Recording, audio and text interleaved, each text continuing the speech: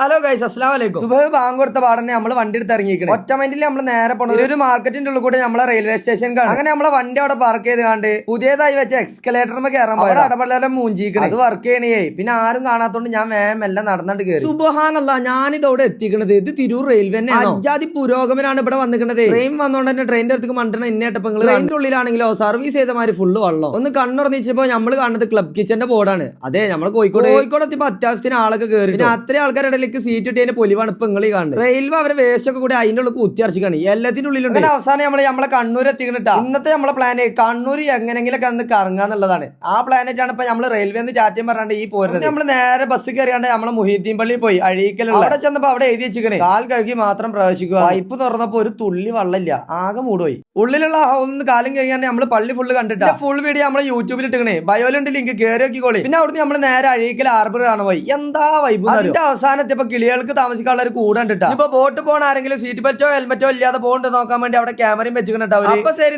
ബാക്കി അടുത്ത വീഡിയോ കാണാം. അസ്സലാമ.